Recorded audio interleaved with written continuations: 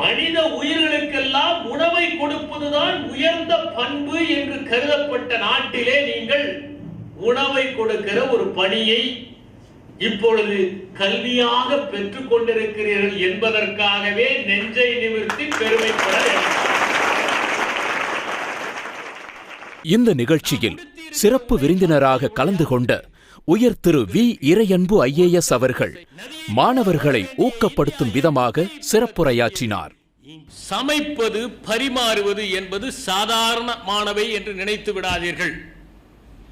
இனிமேல் இந்தியாவின் எதிர்காலத்தில் இந்த தாளாண்மை என்கின்ற இந்த தொழில்தான் அதிகமாக கொடிகட்டி பறக்கப் போகிறது என்பதை குறித்துக் கொள்ளுங்கள். ஒரு காலத்தில் விடுதிகளில் சாப்பிடுவது என்பது குதூகலமான ஒன்று. ஆனால் இப்போது விடுதிகளில் சாப்பிடுவது என்பது அன்றாட ஒன்று. எங்கேயாவது வீட்டு சாப்பாடு மாதிரி கிடைக்குமா என்று தேடுகிற ஒரு நிலைமை இருக்கிறது. அதிகம் பயணம் செய்தால்தான் எந்த சாப்பாடு எவ்வளவு ருசியாக இருக்கும், எந்த ஊர் சமையல் நன்றாக இருக்கும் என்கிற விவரம் தெரியும். இன்று எல்லோரும் பயணம் போக தொடங்கி இருக்கிறார்கள். இந்த மாணவர்கள் எல்லாம் மிகச் சிறப்பாக பூ அலங்காரம் எல்லாம் செய்தார்கள். பேராசிரியர் அவர்கள் இக்கிபானா மாரிபானா என்பதை பற்றி சொன்னார்கள். ஜப்பானிய பூ அலங்காரத்திலே ஒரு தத்துவார்த்த பின்னணி இருக்கிறது. மனிதன் இடையிலே இருக்கிறான், சொர்க்கமும் இருக்கிறது, நரகமும் இருக்கிறது.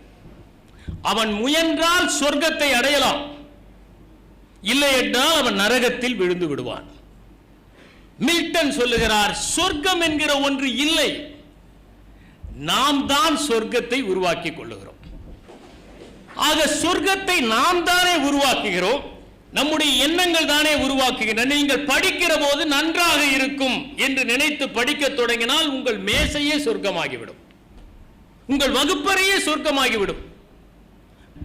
இன்று எல்லா இடங்களிலும் உள்ள ஒரு வாசகம், ஹோம் அவே ஃப்ரம் ஹோம். இல்லத்திற்கு அப்பால் ஒரு இல்லம். எங்கு சென்றாலும் அந்த விடுதியிலே எழுதுகிறார்கள், இது இல்லத்திற்கு அப்பால் ஒரு இல்லமாக இருக்கும், உங்கள் இல்லத்தை போலவே நாங்கள் கவனித்துக் கொள்வோம். ஆக நாம் எதிர்பார்ப்பது எந்த விதமான செயற்கையும் இல்லாமல் வீட்டிலே இருக்கிற மகிழ்ச்சியோடு இருக்க வேண்டும். அதைத்தான் அவர்கள் உருவாக்குகிறார்கள். அதை செய்வதற்கு தேவைப்படுவதற்கு முக்கியமானது தாளாண்மை தொழில். இந்த தாளாண்மை தொழில் ஏன் முக்கியம் என்பதை நான் குறிப்பிட விரும்புகிறேன். இன்று ஒருவர் சராசரியாக ஒரு நாளைக்கு 20 கிலோமீட்டராவது பயணம் செய்யாமல் வாழ முடியாது. அது மட்டுமல்ல, ஒரு காலகட்டத்திலே மனிதர்கள் தாங்கள் இருக்கிற இடத்தையே மகிழ்ச்சியாக நினைத்து வாழ்ந்து கொண்டிருந்தார்கள். இருக்கிற இடத்தை சொர்க்கமாக உருவாக்குவது மில்டன் சொன்னதை போல முக்கியமான ஒன்று. ஆனால் இருக்கிற இடத்திலேயே ஒருவன் இருந்தால் வளர்வதற்கான வாய்ப்பே இல்லை. மனிதர்களும் இன்று பல்கி பெருகி பல்வேறு இடங்களுக்கு பயணம் செய்கிறார்கள். ஒரு மனிதனை நீங்கள் சந்தித்தால் அவன் முதிர்ச்சி உடையவனா என்பதை அவன் பயணம் செய்த விவரத்தை வைத்து தெரிந்து கொள்ளலாம். பிறந்த இடத்திலேயே இருப்பவன் மனைவி சமையல் நன்றாக இருந்தாலும் தினமும் சண்டை போடுவான். அவனுக்கு உணவு வகைகளை பற்றி தெரியாது. அதிகம் பயணம் போகிற நாடுகள் அதிகம் முன்னேறுகின்றன. நீங்கள் நினைத்து பாருங்கள், எந்த நாட்டிலே மக்கள் அதிகம் பயணம் செய்கிறார்களோ அந்த மக்கள் அதிகம் முன்னேறுகிறார்கள். ஏனென்றால் அவர்கள் அதிகம் செய்திகளை கற்றுக்கொள்ளுகிறார்கள். ஒரே இடத்திலே இருப்பவர்களுக்கு ஒன்றும் பிடிபடுவதில்லை. ஆனால் வெளியே செல்பவர்கள் புதிய தொழில்நுட்பத்தை பார்க்கிறார்கள், புதிய பொருட்களை பார்க்கிறார்கள், புதிய புத்தகங்களை பார்க்கிறார்கள், கற்றுக்கொள்ளுகிறார்கள், திரும்ப வருகிறார்கள், வாழ்க்கையில் பயன்படுத்துகிறார்கள். அதனால் அவர்கள் முன்னேறுகிறார்கள். இன்று பயணம் செய்கிற வீடுகளை போய் பாருங்கள், அங்கே மாணவர்கள் நன்றாக படிக்கிறார்கள். அடுத்த தலைமுறை பாய்ச்சல் வேகத்திலே முன்னேறுகிறது. ஆகவே இனி மக்கள் பயணித்து தான் தீர வேண்டும். பயணம் செய்கிற போது அவர்கள் நிச்சயம் தாளாண்மை தொழிலை சார்ந்த உங்களை நம்பித்தான் பயணம் செய்ய வேண்டும் என்பதை புரிந்து. இன்று உலகத்திலே பெரிய உணவு விடுதியை வைத்திருப்பவர்கள் யாருமே தொழிலதிபர்களாக இருந்தவர்கள் அல்ல.